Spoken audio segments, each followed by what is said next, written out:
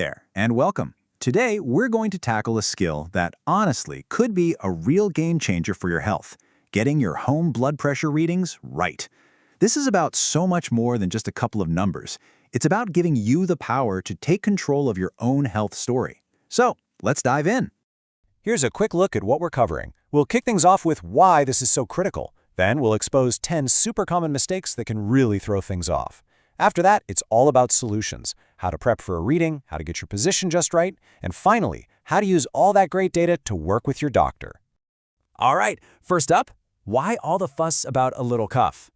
Well, the stakes of getting a wrong reading are actually way higher than you might think, and understanding that is really the first step to getting it right. So let this sink in for a second. Almost half of us have high blood pressure. It's often called the silent killer, and for a very good reason. A lot of people have zero symptoms. And that, right there, is why keeping an eye on it isn't just a nice idea, it's absolutely essential. This really brings us to the heart of the matter. You might be checking your blood pressure at home, which is great, but are those numbers you're writing down telling the true story? If you're making some of these common mistakes we're about to talk about, the answer could unfortunately be no. Now here's something that might surprise you. When you do it correctly, your readings at home can actually be more accurate than the ones you get at the doctor's office. How is that possible? Well, you can take them way more often, building a much clearer picture over time. And it helps you get around that thing called white coat syndrome. You know, that automatic spike in blood pressure just from being a little stressed in a medical setting. Okay, so we've covered the why. Now let's jump into the how not to do it. These are the 10 most common traps people fall into that can completely wreck the accuracy of their home readings. And this quote just says it all. A tiny error, we're talking just 5 points, can be the difference between a doctor putting you on medication you don't actually need, or, on the flip side, missing a serious problem that needs treatment. Precision is everything here. So here they are, the 10 biggest offenders. I bet some of these might look a little familiar. You've got mistakes with your gear, like the wrong cuff size, mistakes in how you prep, like not just sitting quietly for a few minutes, and then mistakes you make during the reading, like talking or even just crossing your legs. Every single one of these can seriously mess with your numbers. Let's just focus on one of these for a second. Posture. It sounds so minor, right?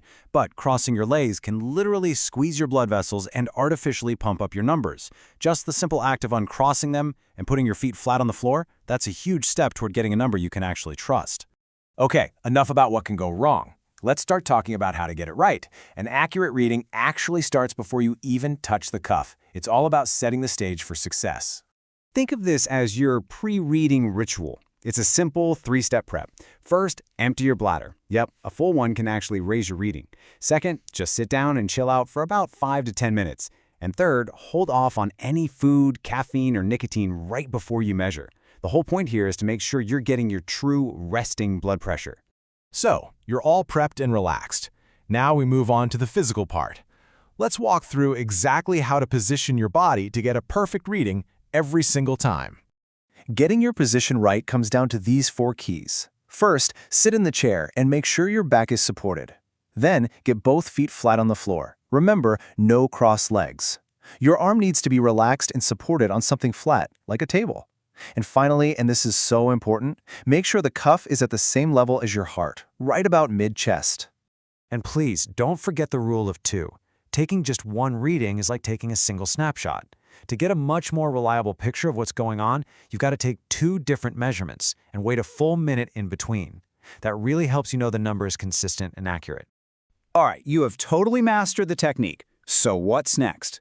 The final piece of the puzzle is taking all this amazing data and turning it into a real conversation with your doctor. This is where all your hard work pays off. First off, you need the right tool for the job. The American Heart Association strongly recommends you use an automatic, cuff-style monitor that goes on your upper arm, and make sure it's been validated for accuracy. They specifically say to stay away from the wrist or finger monitors because, well, they just aren't as reliable. And here is a fantastic pro tip.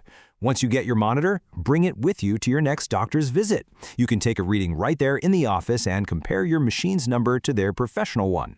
It's the absolute best way to make sure your device is giving you numbers you can trust. Now, when you're logging your readings, be a good detective. Of course, you'll write down the date, time, and both numbers. But don't stop there. Make a little note about how you're feeling. A little dizzy? Had a headache? Feeling stressed? That extra context can turn a simple list of numbers into a rich story for your doctor. See, when you follow all these steps, you're not just collecting data points. You are carefully crafting the story of your health. It's an accurate story, a powerful story, a story that's ready to be shared. So the only question left is, are you ready to share it?